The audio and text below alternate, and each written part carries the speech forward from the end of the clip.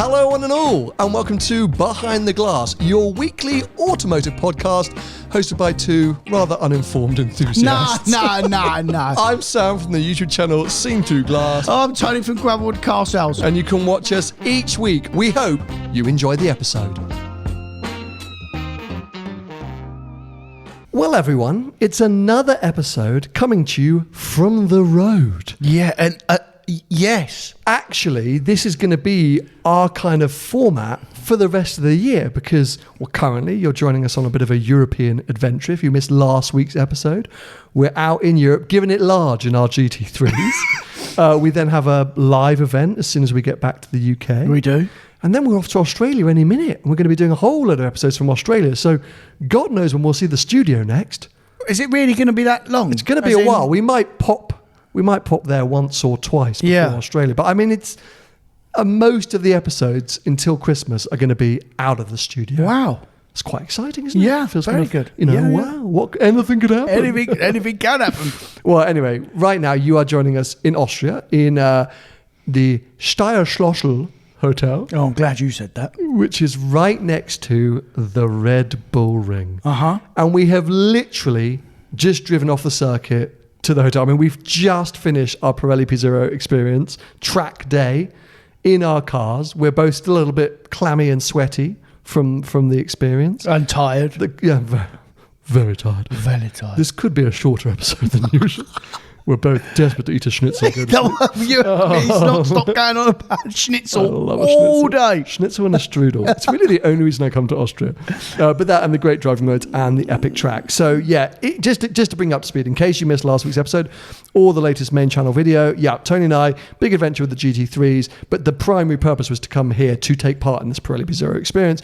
And what is a P0 experience is essentially a fancy track day. So it is your usual track day, but in epic locations. They have manufacturer partners that bring along cars that you can test drive and experience. So today there was a McLaren Artura, a DBX 707, and that new Praga thing. Yeah. Ben Collins was there. They often have like recognizable people knocking around. There's a really nice lunch. It's just like, Yeah, it's cool. Track day plus is what we'll call it. But we were coming to have a go in our GT3s. My first track day, not just in my GT3, in any GT3. Wow. So I bought a car really aimed at going on track. I mean, I know it's a road car, but put a manual gearbox in it and comfort seats. No roll cage and standard road tyres. Roll cage, yeah. And went, off we go. We're in. Let's go to a track. But no, I mean, I said it when I bought the car. I didn't really intend on doing any track days. It's not why I bought the car. But obviously it's a bit of a silly thing to say and do. It's like buying, come on, let's help me out here. It's like buying Nike running trainers and never running. Fair. I think it's almost worse than that, but that's the quickest my brain could work at 6 p.m. after a track day and 5 days on the road. Yeah. I'm not necessarily as sharp as I can sometimes be, people. Would you like to tell the ladies and gentlemen what your thoughts are now? Well, yeah. I mean, I think we've got a lot to actually cover in this because, my first on-track experience in the GT3, it being my car, you being there, dun dun dun. I don't really know where to start. I think, okay, so let's kick things off. Yeah. This is going to be raw, guys. It's going to be raw. There's no BS. This is behind the glass. Well, it has to be raw because we've literally just left. Oh, sorry, yeah. One take, raw emotion. Yeah. But no, what I mean is I'm not going to pussyfoot around this. I was a little intimidated upon arriving. I have belief in my abilities behind the wheel. Heck, I spend a lot of time driving. Absolutely. On the road, I feel very comfortable, confident. Competent, the whole lot.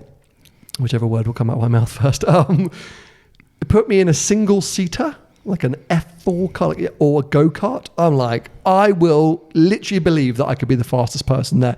Even if Lewis Hamilton's there, I'll be like, I'll have a go. I'll launch him. Literally, and that maybe stems from wanting to be an F1 driver when I was young. However, long story short, I'm rambling. What I'm trying to get to is, in a road car, I, for some reason, have inherently been unconfident. Why is that? I don't know. I've never been able to figure it out. I think it's because I pride myself on being a fairly safe road driver. You are. I think, you know, when I started driving and all the driving I've done, I always err on the side of caution. I'm always overthinking what's around that bend. You know, I'm a brisk, but cautious road driver. As everyone should be, by the way. When I get on track, the thought of pushing the car hard, my muscle memory or brain goes to, oh yeah, but what if it lets go? Like, what if this steps out? And every single time that's happened, I've been totally fine. Of course. I've controlled the car's controlled me. Like nothing's happened. No. Worst case scenario, I've gone a bit wide on the exit. Right? Yeah. So it's all in my head. Yeah. But every press launch, every experience where they're like, oh, you get to go out on track, I'm always like, I'm not going to enjoy it because I'm so below what I know I could do. The only experience I've had... You talk yourself down quite a lot. Well, in my own head. Yeah. You know, I won't brake late. I won't do... the only time when I think I've gone like, oh, I've done all right there is years ago. We went to Las Vegas and had one of those arrive and drive experiences at the Las Vegas circuit. And we got a coach. And usually you have a little instructor next to you or whatever. And they're always like, brake, turn in. This guy was like, I'm going to make this guy shit hot. Maybe he realised like I'm not as incompetent as I suggested. Yeah. He doesn't want to die, mate. Mate, we were flat. Like, we were rapid, and I was like top of the timesheets, but I was like, actually, I'm not as bad as I thought I was. No. So, yeah, arriving here today, knowing that we just done the trip we had, we'll touch on the fact that we went up Großglockner, one of my favourite roads in Austria, the day before. Beautiful road. Done some fast road driving. I know your abilities on track. I was just like, oh, is it going to be that same case? Like, am I just going to be a bit overwhelmed by the experience? We arrived, there was an SF90 in the car park, 4 992 GT3 RSs, GT4 RS, a Project 8, like, you know, proper cars. I was thinking, I'm just not going to have fun. I'm going to be overwhelmed. I'm going to be looking in my mirrors the whole time. All I'll say, and we're going to get into so much more, and then we're going to come back to this, is, by good Lord, I actually think I was quite quick today. You was very fast. Look, I actually, from lap 1, and it helped that we'd spoken a bit about lines. I know the track so well, having watched it on F1, you know, watched the Grand Prix around the circuit since I was 7 years old, played it on the PlayStation a million times, been here 3 or 4 years ago. Like, I was very confident with the track. Yeah. But the car is just so confidence-inspiring. Like, it wants you to brake as late as possible. It wants you to turn in aggressively and to the point. It wants you to get on the power as quickly as it can. Yeah. It comes alive the faster you go, rather than what was in my head, that kind of assumption that the faster I go, the more out of control I'm going to get. It's going to snap. Just be a bit leery, and I'm going to be overdriving it. This was like just coming to me. Every time I went out, the car was like, more. Yeah, of course. Give me some more. Yeah. You are nothing. Yeah. I am everything. And, you know, every other experience I've had in a road car, after 4 or 5 laps, the brakes are starting to go, the tyres are overheating, you've got to come in and cool off. Okay, you've done 3 runs, that's it. Because don't forget, most of my track experiences, because I don't do many track days, have been at press launch events. Of course. And you have limited running. Yeah. Well, obviously I'm here with my own car. I just kept going. Just go flat. And like, don't forget, you know, this isn't an ad. The main channel video is, but this isn't an ad. But the standard P0s, I was on non-Corsas, non-Trofeos. Yeah. They just kept going as well. They were good, yeah. They were fine, yeah. Absolutely. So we had a good day. But we'll come back to that because I've got a lot more that I want to delve into, the advice you gave me, how I feel I progressed during the day, and my overall thoughts about my car on track. Tell me about your experience, because obviously you've been out in your car a few times. You hadn't done Redbull Ring. Talk me through what you thought about the day. Well, I wasn't nervous, obviously. I didn't know the track. I'd never, ever been here before. I'd seen some YouTube videos, obviously. So I always have this rule when I do track days is I never go out as soon as the green light goes at 9 o'clock or 9:30. Okay. Why? Because your adrenaline's too high? Like, you're too excited? Because I always let like people go out first. Just let them go out, and because everyone's like all excited when the track opens. Buzzing, Green light. And there's always like yellow flags and red flags and stuff. So I always give it like 20 minutes, half an hour, let everyone go out, and then I'll go out. And so I went out, obviously about half an hour later. I knew roughly where it went. So I'd done some like brisk sighting laps, I guess, trying to figure out the track. And then I've done a couple of fairly quick ones to get my tyres hot, come in, done my tyre pressures, and then back out again. And it, I actually got it quite quick, like, because it's only like 6 or 7 corners, but they're quite technical. And as I told you, or we're going to speak about it, but it's all about the exit and the braking. You have to make sure you brake properly. If you brake late, then you mess everything up, essentially. So I was making sure I was doing that, and the car doesn't surprise me because I obviously had the previous cars, and they're similar. They have very similar traits. Not the same. This current car is a bit more downforce. You can actually feel it, and the turning's better, essentially. But I've had lots of experience in GT cars, so I wasn't phased at all, and I just got my head down, basically. Yes, you did. I did. By about lap 5, you were setting lap records. Yeah. I was like, who's in the black car? It was amazing to be not on track and watching people's reactions to Tony just launching everybody and just setting the track alight. But I think, yeah, so for those of you who maybe aren't familiar with Red Bull Ring, it's a simple and small track. I think the F1 cars are here at qualifying trim sub 1 minute 5. I 1:02, I think. Yeah, something it's like a that, very short lap, but that means that every corner is critical because it's, well, the start of your big straight that you're going to be on. So, Yeah. you know, I'm sure you could count some corners that we don't really think of as corners, but largely there's 8 turns or something like that. Yeah. And a lot of them are really steeply uphill. A couple of them aggressively downhill.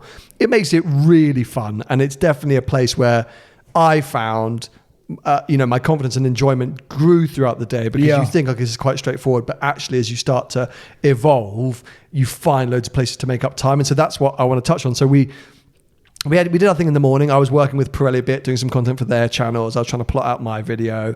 I'd been out a few times, like no pressure runs, gone, oh, actually this is all right. And then I said, oh, look, Tony, would you just jump in with me? I didn't want him to critique me, but I just wanted to kind of get his initial thoughts as to what I was doing, because as I say, I respect how fast Tony can go on track and what a good driver he is, and it would be stupid of me to be up my own bum enough to be like, oh my god, I'm a automotive YouTuber, like I don't need advice, like I'm going to take whatever advice I could get. So you're actually, I hate complimenting you. It's so nice. Honestly, mate, I can't. But you were actually like, you surprised me firstly, and you were quick out the box. Like you genuinely surprised me. Like, I know we always rib each other up. We joke about it a lot. But you it's the first time we've been on track together. Yeah, you genuinely. I mean, obviously, I know you can drive. I've been on many trips with you, so I know you're not stupid. But you genuinely surprised me how fast you were anyway. But there was just like little points. Obviously, when I got in the car with you, there was little points that you knew that you could improve on, and that I already knew. So it would be silly for me not to sit next to you and say, this is what I do. It was super helpful because, you were saying like, oh, you can carry a lot more speed into here, or I turn there, or push out there, and just all little things that I hadn't considered or hadn't experienced, and that just, opened up my lap a little bit. Whilst I learned how to maybe be a little bit faster in the car, definitely didn't learn how to make a track day video because that was like our first bit on camera, because we've been farting around. I was like, oh, I might as well try and film this, because obviously it's quite a nice interaction, like Tony jumping in with me. You're slapping.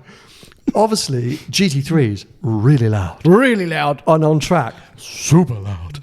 And then you got helmets on. So inherently, one shouts at the other person because we can't hear each other. You can't hear each other. You're going, yeah, just brake it, which is totally normal. So I had the mics.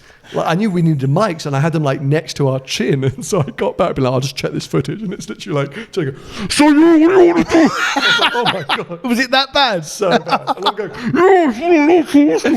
so that had to be scrapped. But it doesn't matter. It was a cool experience. There was a lot of things. And so, and that kept happening throughout the day. So we had various moments where we went out, one after each other. I came in with you, and I felt like by the end of the day, I was there or thereabouts. So we went out for one final run, no cameras. This classic, famous, what I thought was my best run, no cameras. But I said, I've been filming all day. Yeah. got to like 5 p.m. I was a bit knackered. I just Half four. Half four, thank you. Yeah, I just want to do a run with no cameras. And we were. And you were what? You were sort of 7 or 8 tenths, would you say? Like, Yeah, just like, yeah. I was. So I went behind you for a couple of laps first, and then I come in front of you, and I wanted you to. You'd already got it, mate. You already understood, but I wanted you to see from, because it's always like you said earlier on. I know we haven't said it yet, but it's always better when you're learning, when you can see with your own eyes, or like you said, when you come and sat next to me. Yeah.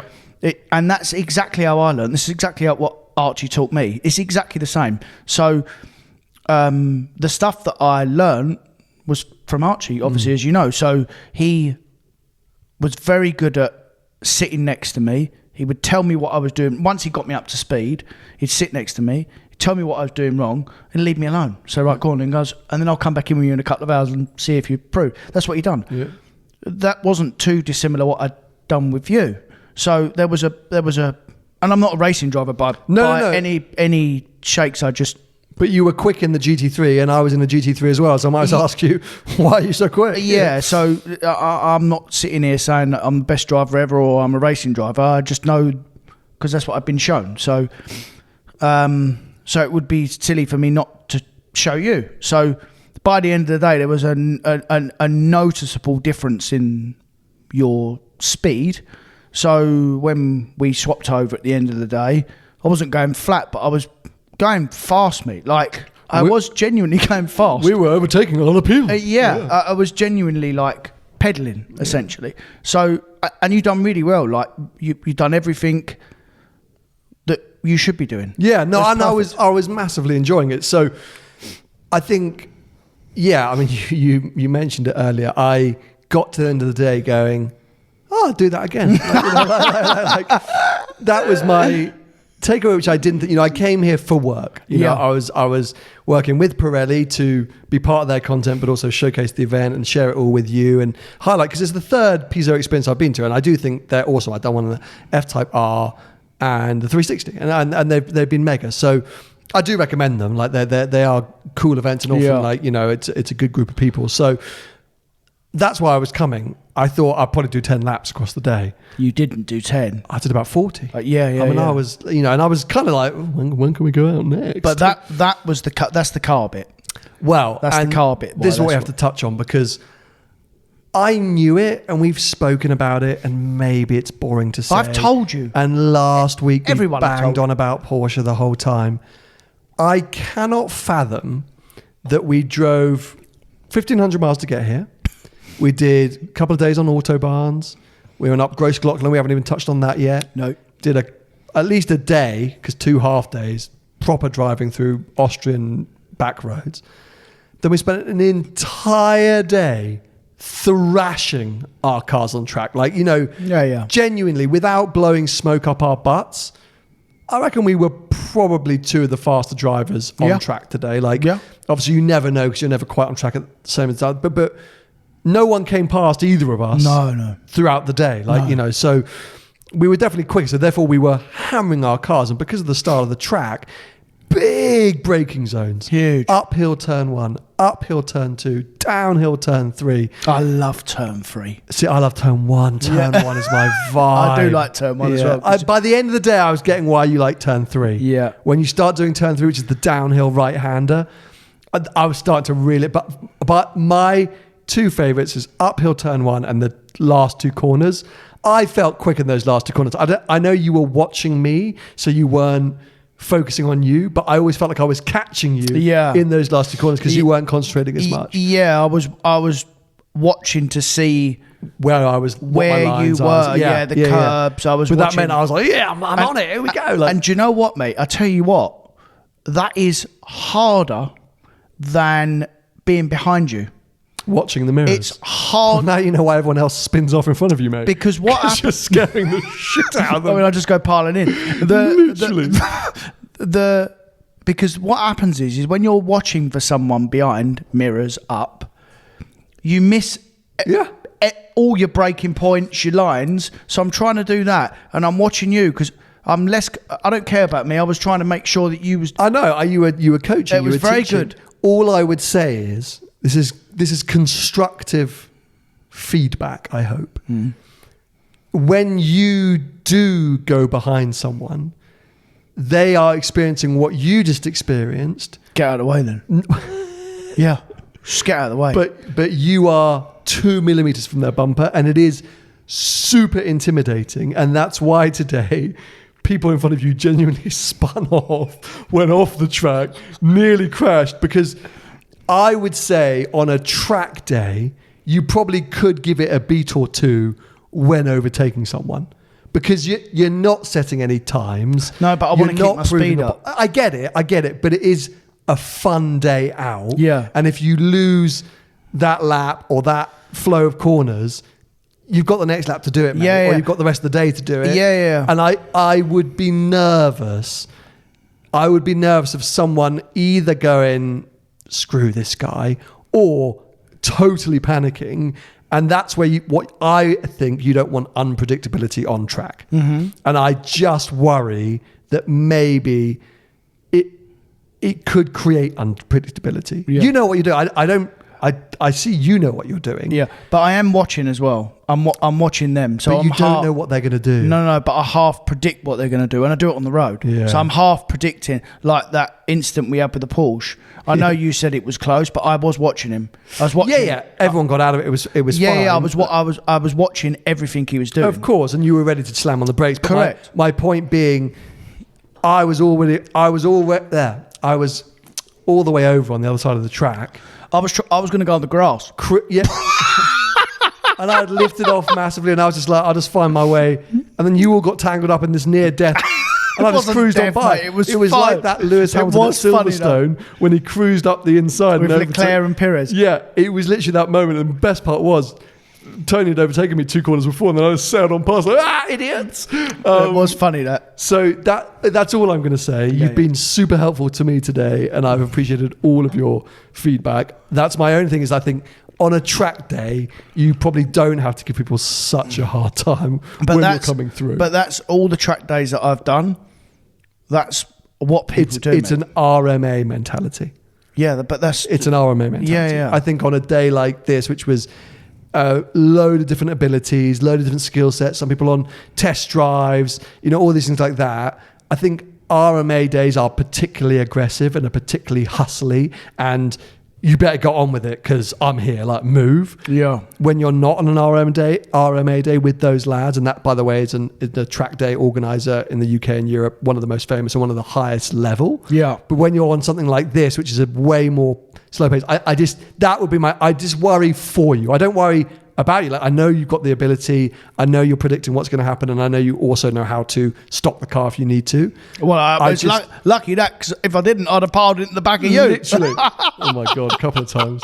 So you're going too slow. I'm just going to nudge you along the road. But yeah, so come back to my point because we got distracted. I can't believe we've done all of that, all of this stuff over the last few days. Then this day, and the car was gagging for more. Yeah. Honestly, so hard on the brakes, so hard on the tyres. I probably munched a few gears, I'll be honest. Suspension, you did when I was in the car. Yeah. You're flapping. We're going to come back to that at some point. But, I definitely didn't nail every gear shift. So I tried to brake my car essentially today, and it seems totally fine. Yeah. Loved life. Yeah, we were all over the curbs, by the way. You said suspension. We were rocking the curbs. We were, yeah. Entry, exit, everything. We were all up on them curbs. There's a part of me which is let's see when it gets back to Porsche Guildford and goes for a bit of a health check. Be fine. But you've replaced pads recently, brake pads. Yeah, brake pads, yeah. So you think I probably might need to do pads? No, you should be. That was a big day. Yeah. Anyway, so it's now going to do the 1,500 miles home, and I think it should be fine. Obviously, we've had issues with both of our cars, and we spoke about that last week. But that was the bit that I was blown away by and enjoying the most today, that I knew I could just walk downstairs, put my helmet on, and go. Yeah. I didn't have to think about anything. And, we saw there's a 430 Scud today, 430 convertible as well. Guy named Giulio Quadrifoli, a really nice man. I didn't see the project out that much, but there was some stuff which you could tell was probably not quite able to do that. Loads of people putting their bonnets up. Yeah. Loads of people on cooling laps. Yeah. And we were just going. Yeah. And that that is, now that I've experienced it in the flesh, I get why people get hooked on that. Yeah, well, they get hooked on the days, and that's why normally when you go to a track day or you go to the Nürburgring, it's all Porsches, because they literally just take the punishment, take the abuse. Ferraris, Lamborghinis, McLarens, all of these other cars, they don't take the abuse that Porsches do. It's fact. And also, you know, obviously we're here in a very fortunate position to have two of the best GT products, but let's just talk about that 718 Cayman GTS, the green one. Yeah. That guy was giving it large today. Yeah, he was really on it, having a blast, flying, and that is a more accessible Porsche. Mm-hmm. There are a couple of older gens. I met a very nice guy who was there in a 997 Gen 1 GT3, having a blast. He did have to watch his temps and things like that a bit more. But what I'm saying is, couple of Turbo S's. Yeah, easy for us to sit here and go, like, oh, it's just amazing. Like, what I mean is that it seems to be that Porsche thing has rung true for the last 15, 20 years. Whilst we were bashing them or have bashed them a bit in recent times, at least that whole premise of come and do a track day and it's kind of going to keep delivering rang true today for sure. Yeah. Shall we get into the differences in our cars then? Because obviously this has been the running joke for a while. It was in last week's main channel video and the episode, you know, this whole premise of who's got a better car. But we've always wound each other. We have always wound each other up about cars. But here it comes to the point. Yeah. This was the whole premise, was to figure out on this trip, not just today, on this trip, the differences in our car, not which is better, but the differences, because you bought a car, not spec'd by yourself, but you bought a car as track focused as you can get a GT3. Correct, because that's what I like. You want to tick every box that said, I'm going to use this car on track. Correct. So just to recap, even though we've mentioned it before, bucket seats, roll cage, P0 courses in the minute. When you got it, it was on Dunlops or something like that? It was on Dunlops. Dunlops, and you want to put the Cup 2s on next?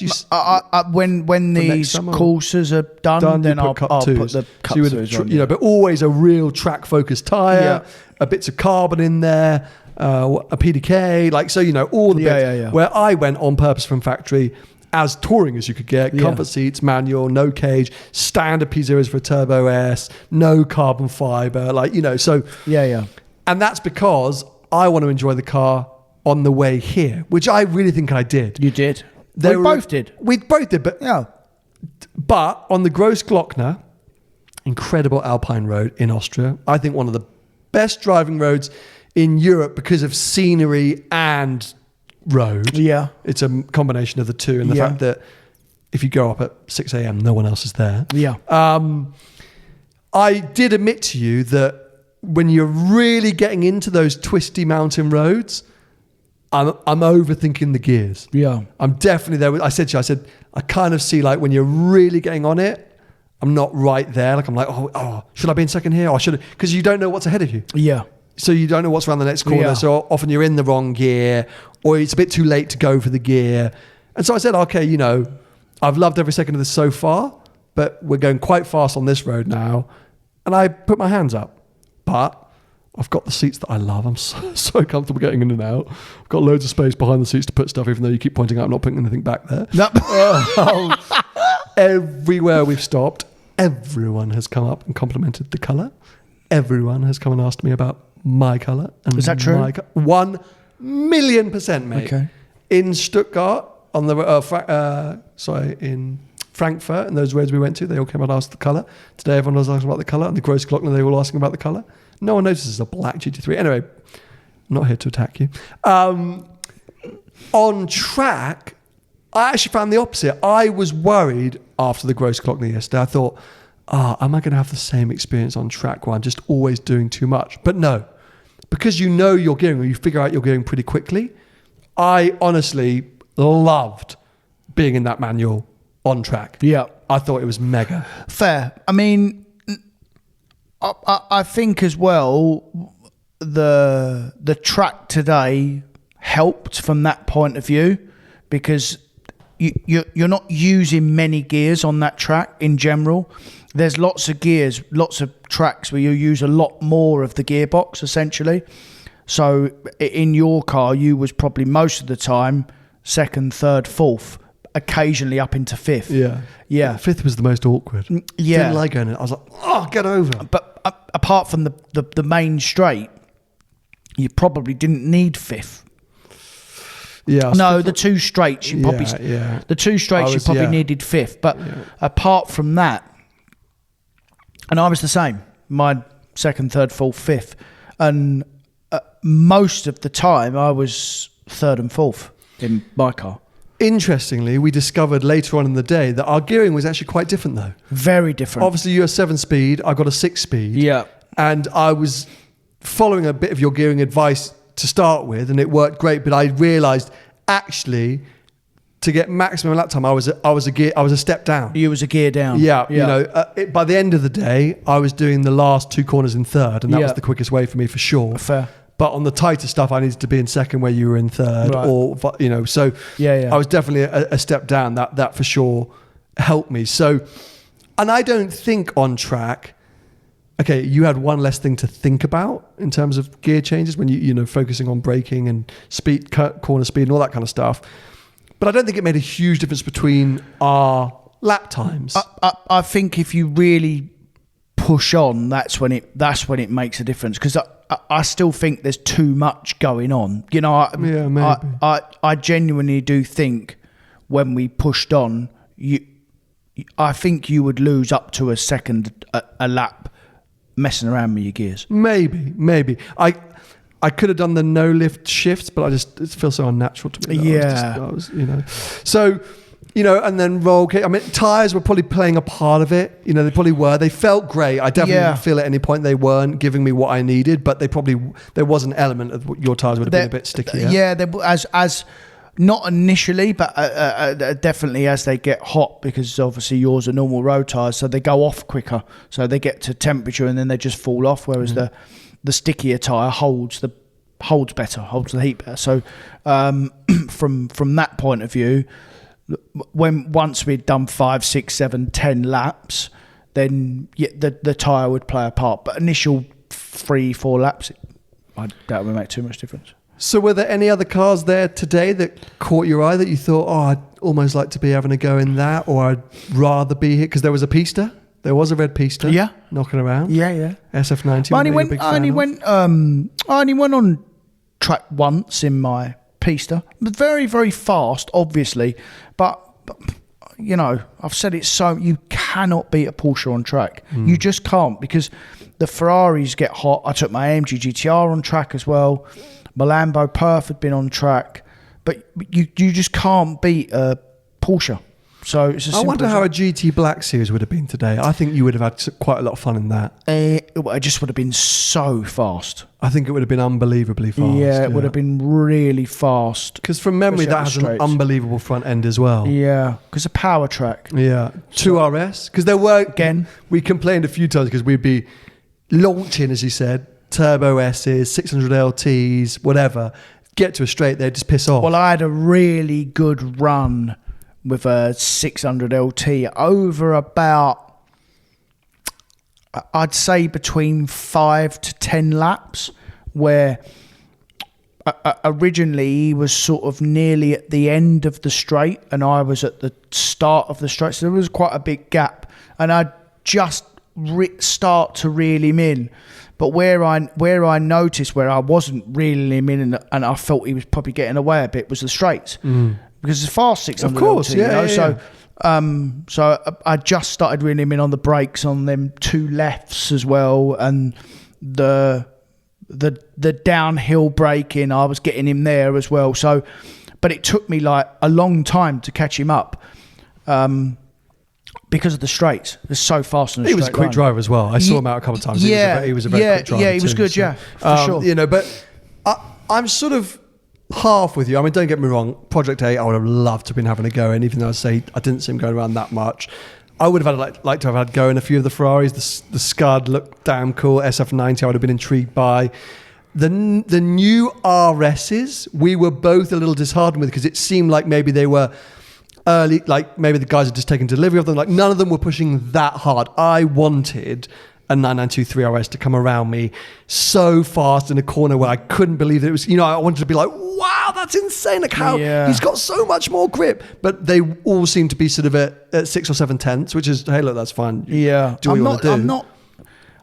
I'm not sure that would happen. Not round our car, because the grip levels are different, obviously. But going round the outside of someone on road tyres is really hard, mate. Yeah, but surely that added downforce and grip, and the fact that they can set up a little bit more in terms of their dampers and all the configurables on their steering wheel. I just think if you had someone real shit hot in one of those 3RSs, I know you like to give it large, but what is the point in that 3RS if it's not able to launch us? It would have to be. I know it's not massive differences, but also don't forget you banged on forever saying, don't care about 992 GT3. It's not going to be a huge difference to the previous generation, like whatever. I didn't bang on forever. You did for a long time, mate. I can find all the episodes. You went on for a long time saying, how much better is it? It's not just double jointed, whatever, you know. So what I actually said was, I know what the difference will be. You just said it'll be incrementally better. It'll just be a little bit better. Every year they're just a little bit better. Well, that's what they are. But it's miles. You were miles quicker than all the 991.2s today. All the 991.2 GT3s. You were miles quicker in your car today than they were. Yeah, but I was. Yeah, so the incremental better would have been from an RS. Yeah. Okay. But even long story short, if that 3RS cannot be quicker than you, Tony, with you behind the wheel of both, if you cannot be quicker, I would be quicker in a 3RS than in your GT3, faster, that car has no point. So what I'm saying is, it could have happened today. If not around the outside of me, no chance. No, Tony, stop being competitive. No, I'm telling you. If you were in a 3RS and I was in my car, you could have done what you did to me on the inside of that long sweeping left at an even faster pace. And I would have gone, oh my God, that's nuts. It's got so much grip. Look at the change in direction. Yeah, but that's what I wanted. There wouldn't be between the two cars around here, because it's such a short lap, it wouldn't be night and day. It wouldn't drive off. No chance. The double right-hander, the last two corners of the lap, I would hope and expect that thing would be absolute rocket ship through there, glued to the ground. And I would want to have followed that car in with you behind the wheel, or an actual pro, a legitimate racing driver who's giving it everything, because I think I'd sit behind it and go, oh my God, that thing looks amazing. So what would you think the time difference would be? I don't care. I meant visually. Yeah, but the way you're talking, like it'll absolutely drive off and you never see it again. No, because sitting behind you today, I could see you slowly eking away, and I could see where you were doing it. Yeah. And I was like, okay, none of that is not achievable. I just don't have the confidence and the experience that Tony does to nail that now. Like, I'm building up to it, but I can see what he's doing. Of course. But on the road, I've seen 992 3RS do things that I'm like, wow. And I just wanted that car to do something today. It's not going to break a million miles later. It's not going to leave a corner a million miles faster, but it should be able to carry more speed and more grip into and through a corner. Well, it has to be. Well, it absolutely would. That's for sure. But going round the outside of someone that's already quite quick is. You're making this very personal about you. No. How many times did you go around the outside of somebody today? All the while. Exactly. There you go. Point proven. So I am not you. I am not the quickest guy on track. I'm not racing everyone that comes up to me. I would happily have let a 3RS come around the outside of me today, and I would have been impressed by it. That's what I'm saying. This is not a personal... You're turning this into, I wouldn't have a 3RS come around me. I'll be just as quick. He's not going to be any quicker than me. But I admit, two pros in a GT3 and a 3RS will be very close. The lap time will be very close. I agree. I am not a pro. I wanted a pro to come past me in the 3RS so that I could go, wow, that car's impressive. There wasn't a pro in the 3RS, was that there? was my point. But even if there was a pro in the car, we both already said, you were going very well today. It's hard to go around the outside of someone's you was going fast, mate. So how much fast? I mean, he'd just go straight. But maybe he wouldn't. But he would. This could be one of those classic moments where you say this, then in 6 months' time you drive a 3RS and you go, oh my God, this is unbelievable. Race car in slicks, different matter. Obviously, if it's a cup car, definitely. Yeah. But not, it's still got road tyres. Yeah, but it's got all that wing and... but At 70 mile an hour, how much downforce is it making at 70 Like mile an hour? 600 tons or something. Look, No, it's not what's 70. At 180, it's 800 kilos of downforce. At 180 mile an hour. So at 60 mile an hour or 70 mile an hour, it's not creating much more downforce than our car. A little bit more. Downforce. I'm just annoyed by you, the fact that you're just... Cause Don't be annoyed. I'm just trying to... I'm just trying to have a conversation. You're making the point. I'm trying to have a conversation. Yeah. No, I get what you're trying to say. There isn't as much difference as I would think or assume. Yeah. But at the same time, I also get the feeling that you're thinking that I'm saying to you, no, a 3RS would launch you. Like, no. You know, like hearing it as like a real personal attack, which is not what it is. Absolutely not. That's absolutely not how I've interpreted it. I would just say that even a 3RS with a pro driver in it today weren't coming right round the outside of you. No chance. He would have. Well, that's very kind of you to say. No, because he just wouldn't have. Because he wouldn't have been able to. He wouldn't have been able to get enough speed to go round you. 900 pounds. What's pounds? Pounds to kilos. LB to kg. At 100 miles an hour. 400 kilos at 100 miles an hour. Yeah. So I don't know what ours are. GT. Sorry, everyone. So it's about GT3. 800 kilos flat out. So that's the what they always quote. Yeah. So 800 kilos is, you were right, at 170 odd, but at 100 it's 400 kilos. Yeah. So 992 GT3. Let's see if anyone's figured out the downforce figure. I'm not sure they have. They might not have. No. I think the full downforce for our car is probably only 400 or 500 kilos flat out. Yeah. Flat out. So there's probably 100 kilos or 200 kilos more downforce, but at 60 mile an hour, how much is that? That's what I'm saying. If they're both going around at 130 mile an hour, yes, I understand. Maybe it goes back to classic me downplaying my abilities, and that actually a 3RS couldn't have been hugely amount faster to have blown my socks off. But that's what I was hoping. Yeah, I just wanted that to happen because I think it would have been cool. Maybe it couldn't have happened, and I understand where you're coming from. But yeah, no. Aside from that, 4RS didn't do anything for me today. No. Yeah, I was very happy to be in our cars for all the reasons we listed above. So 4RS sounded good though. I heard it pitch straight a few times. It does sound good, doesn't it? It just bounces up. But there was a lot of cars that sound good because that cool, pitch that straight, amazing. Yeah, bloody hell. The pitch straight, it just bounces off the walls. The noise, so it's really cool. Would you come back to Redbull Ring?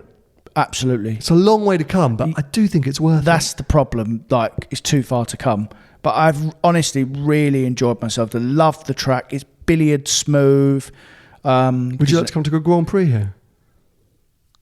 I think it'd be cool to come to see a Grand Prix here. Yeah, it would, yeah. I think it's such a picturesque setting, and it is a long way, but obviously you can make an epic road trip out of it, as we've done. You know, we've spent 3 or 4 days getting here, which you can do. You could even eat that out longer. It's just the drive home. Yeah. You know, which we've both got to do now, which feels a bit like... yeah, that's the problem. I want to go to sleep. Rattling up there. That's the only problem with our cars. We've said this already. Rattling up that autobahn, that engine revving its nuts off. I mean, we could just drive. We could just drive slowly on the autobahn. What? We won't get home. Could just drive at 80 miles an hour. We won't get home. We will eventually. Yep. Or we could trailer them and fly home. Well, $2,500 later. No, thank you. I'll suck up the sound, listen to some podcasts. So just quickly before we wrap things up. So Gross Glockner, you had been there before, but you'd forgotten. But yeah, loved it. We had an amazing experience. I want to shout out. This is all coming, by the way, in a... Well, I should say it's all coming in a video. Is it? Well, in case it's not, we went to visit Fat Mankai. You filmed everything. Yeah, I'll brief you on that later. Got a rather... Anyway, let's not get into it. Might be lawyers listening. I filmed a video. It's got to go somewhere, but I just don't know where and when. In the bin. Yeah, literally. GP Ice Race, which now hasn't happened for 4 years, which I keep attending the non-events, has rebranded. So it's now the Fat Ice Race, because FAT, iconic Porsche sponsor from the early 90s, I think, and maybe before that. They're FAT or Fat International. They're doing Fat Ice Race. But they've opened this cafe at the top of the Großglockner. Very cool. Oh, it's such a good spot. I mean, you didn't need an excuse to drive up that road, but now you got one. Yeah. I probably put an Instagram reel out by now describing it as the ultimate driving destination. Because, you get up there early. It opens at 8 a.m. We thought it opens at 9. That was my mistake. So we farted around for a while, but that was all right. We were driving. But get up early with the birds, do some amazing driving. You got the road to yourself. And then you stop off for delicious coffee, amazing hospitality, cool merch, delicious strudel. It was just the spot. And we were there for a couple of hours. We had some work to do. We just loved it, didn't we? Yeah. And then we had a great drive through Austria. Yeah. Where a lot of key Porsche things just went straight over your head. So literally. Having visited Stuttgart, gone to the museum, had an amazing tour from Benny. We were then driving down from Großglockner, and obviously we went through Gmünd, which was the original home of Porsche, which I had to explain to Tony in the first place. No idea. And no jokes, from like 50 kilometres outside Gmünd, I'm coming up and I'm going, what's that up there? It's like an old 356. Like, whether it was real or not, I don't know, but genuinely, a super early Gmünd 356, like one of the first ever Porsches, is just trickling down the road in front of us. Freaked out, didn't you? I freaked out. I was like, I've got to pull over. I want to talk to the guy. Oh, what no. a moment. We're here next to Gmünd. There's a Gmünd 356. I'm in my Porsche GT3. I nearly cried. Literally, I could just see Tony be like, why is he driving so slow? Like, just get on with it. And then I pulled up, I was like, do you know what that was? And you were like, I don't care, let's keep going. No interest at all, But no, that was a stunning drive. So we've had a good time of it. It's been an epic trip. Yeah. I realised that it's been Porsche-centric for all of you listening and watching. And we do own 2 Porsches, though. Yeah, we've been on a road trip in our Porsches. And I know loads of you like Porsches. Yeah. Like, you all pretend like you don't, you get bored of it. But anyway, normal service should resume next week for our live event from Vines, BMW. So actually, I'm quite excited to nerd out on some BMWs. Yeah. I probably shouldn't go too hard on the BMWs. What? I think they've got the new i5 there. Shut the front door. Yeah, we can go and have a look at it. I think they've got it in the showroom. Do you like them? Maybe. You forget things so easily. I said when that car launched, I really like the look of it. Yeah. I think it's mega exciting. Okay, so they've got the new i5, and obviously to sold my X3 to you, but I'm just all over it. Anyway. It's probably going to be a lot of BMW chat next week. So how many Ferraris you bought this week? That's the problem. Well, I did put a bid in. Oh, here we go, see? Put a bid in an FF. Right. By this time, actually, I may have bought an FF. I could have genuinely bought an FF on collecting cars. What about the Roman that's coming as well? Yeah. Seem to be spending a lot of money on Ferraris at the moment. Watch this space, people. Anyway, as we teased, a little bit of a shorter episode because we are knackered and there is a schnitzel calling from downstairs and I have a 16-hour drive tomorrow. So we're going to wrap things up. Hopefully you enjoyed it. Hopefully it wasn't too boring and too nerdy and too track focused, but it was an experience we really wanted to share with you both. The video from our track day is going live on the main channel in a few days' time, depending on when you listen to this podcast. So go check it out. There's lots of funny clips and you'll get to see just how fast Tony is on track for all of you who think we're lying or he's just talking a big game. And let's see if I leave in the moment that he nearly plows into a few cars. But I literally had to get out the brakes. Oh, many times. It was all a bit scary. So you've got that to look forward to. But anyway, we'll be back with you, as I say, next week from Vines BMW for our live event. If you want to keep following us, subscribe to this channel. You can follow Tony at Tony Gravelwood Car Sales on most social media. Yeah, I've gone on too long. We're going to wrap things up. Bye-bye. Bye.